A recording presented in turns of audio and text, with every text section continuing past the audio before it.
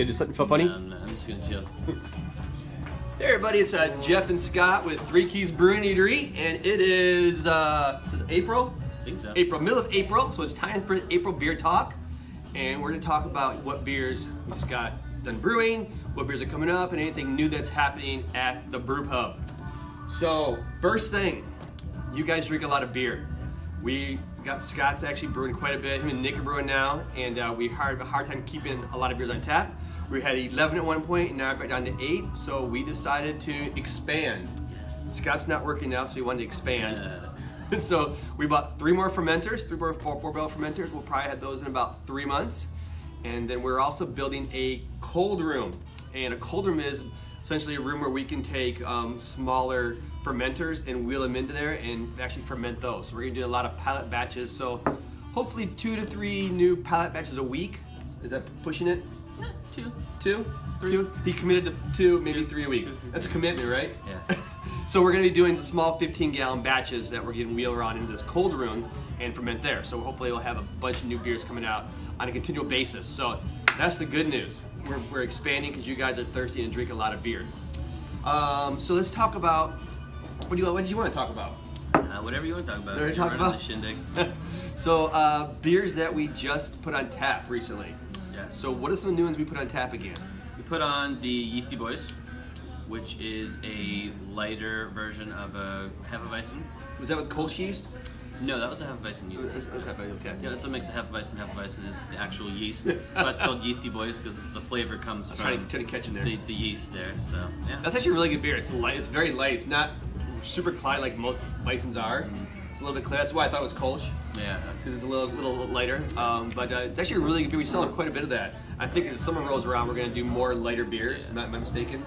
Yeah, definitely. No, you're definitely not mistaken. Yes, we definitely are going to do more later beers. Let me ask that question inverted. Yeah. So we did that one, and then what else? On the original recipe came out. Recipe, that was And people basically- people say, what is the original recipe? Original recipe is that's the first recipe that I formulated for Three Keys, and then we got all worried about not being able to get hops, so we went to the substitute, which was the first IPA that we put out on tap, and then we went back to the original recipe.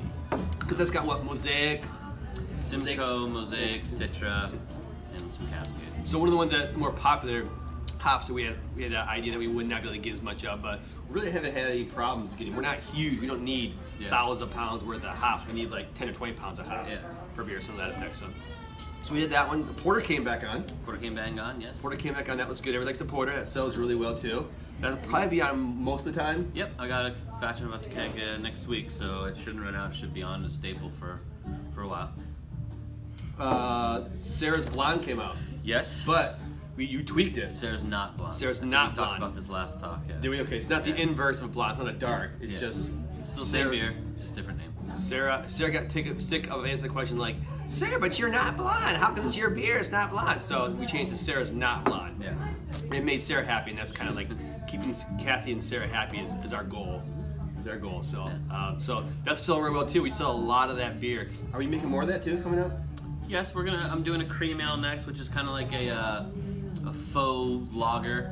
A fogger? A faux lager, yeah. So I got training wheels coming on, I think today or tomorrow, and then I'm about to brew a cream ale, which is kind of like a faux lager.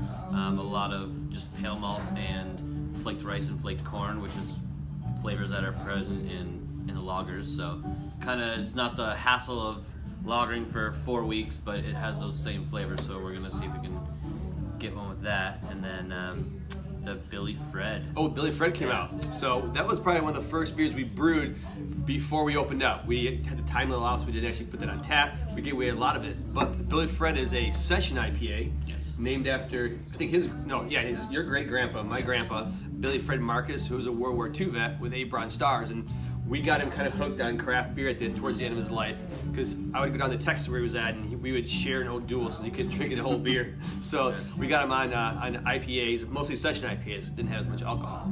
So that's a really good tasting beer. That's Citra too, right?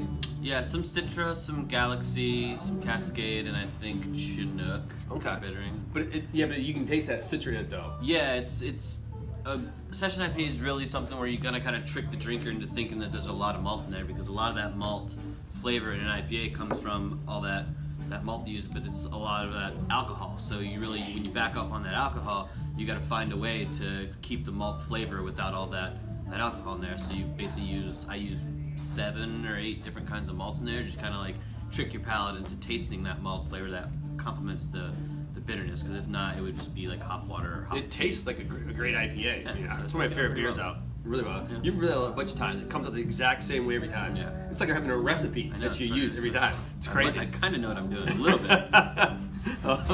So that came out. Serious. He does what he's I doing. kind of don't know what I'm doing.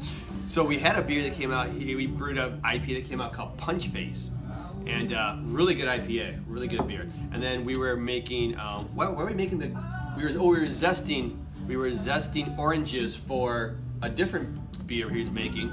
So we had all this orange juice left over. We had how many pounds of oranges? I don't know how many pounds we had. About 170 oranges. 70 oranges. 3 So you boxes. spent like what, 8 hours zesting Yeah, oranges? about 8 man hours. I didn't spend. I had help, but about 8 man hours. So just zesting oranges. We had all these oranges left over. So like, what do we do with these oranges? We're not gonna throw them away. So he had this punch face that was coming out. So he took, and the oranges were. No, this is a different orange. These are That was sour oranges. Punch Sour face. oranges, The yeah, oranges sorry. that this one is for is coming up. It's an orange creamsicle beer. That's right.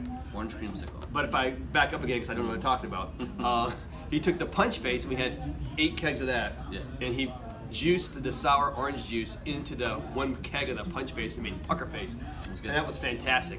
People like freaked out about that. 'Cause it's kind of like it wasn't really sour, but it was like a sour It IPA. had sour flavor and an IPA flavor It was too. really, it was all fresh orange juice too. Yeah. It was really super good. So Yeah. we may do that again sometime. Maybe yeah, if I can get some sour oranges. We do a bunch of different stuff. So speaking of different stuff, you also did the breakfast stout Yeah. with It's cold coming- pressed yeah, coffee, It's coming back. Yep. and that was batch number 12. I think so. Or something like that. That was really good too. That went fast. Yeah, I did. Then you did a orange Orange mango pale ale. pale ale. That was good. Man, that was It's coming back, fantastic. too. That was gone in literally 2 days. We put Yeah. it on tap like 4 o'clock on Wednesday, and it was gone Friday afternoon. It was crazy. Yeah. We went through a keg each day, one Yeah. day. Put it on Wednesday. It was gone Thursday. So you want to do it a full Yep. 4 barrel of that? It was fantastic. Really light, got a nice taste to it. Yeah. That was batch 13. We went I don't since remember then. the numbers. We went since that though. That was another small batch, right? No, there's 2 more coming out here. I think beginning of next week. So let's talk about what you have coming out then. All right. I have a oatmeal raisin brown ale. So Ooh, it's really? got toasted oats, cinnamon, raisins, brown sugar, and some vanilla in there. So it's hopefully gonna taste like an oatmeal raisin cookie. I also have a cucumber thyme wheat. Really? Interesting, right? Yeah. We'll see how it comes Cucumber out. thyme wheat. Yeah. It's like a salad dressing.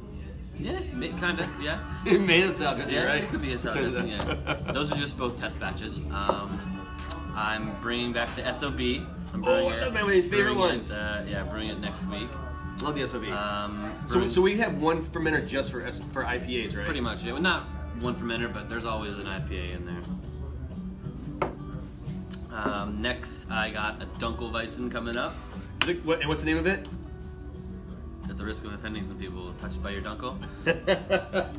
We're not very politically correct here, so yeah, touched by your Dunkel. It's kind of like a dark German wheat. It's a dark beer fermented with Hefeweizen wheat or yeast. So it's got some of those flavors, but they're kind of covered up a little bit by the roastiness of the malts. So We got about a minute and a half. okay. What else we got? And brown noser coming back. Brown noser. That sold really well. I like the brown. yeah. I like the ambidextrous and brown noser sold really Yeah. well. And that's about it. That takes us from a month now, and a month from now I'm gonna start brewing the Belgian Dark Strong, which is gonna be the next beer that's going into our barrel aging program. Oh yeah, that's right. We put a imperial stout Imperial in there. stout, What was that 10.5%? 9.5%. 9.5%. Wow. And so we've got what else? So what do we have coming out in the picks right now? You got a Belgian triple. The triple, yep, that's conditioning right now. I have the Poblano Habanero Blonde. Ooh. I have the orange creamsicle in there. The porter's in there, about to be kegged. Giga Hops is in there. Yeah, we're bringing back 1.21 gigahops, our Yeah, double IPA, which yeah. people freaked out about. Yeah, and a stout, just a straightforward, hopefully delicious stout. So that's the next probably 2 weeks or so. Yeah. Next week's okay. All right, so that wraps it up. Any questions? No. Okay. I'm gonna be starting on a strawberry goza too for test Oh, batch, man. so all you sour lovers, Strawberry goes on it. All right. Well, that's April 1st. Cheers. cheers.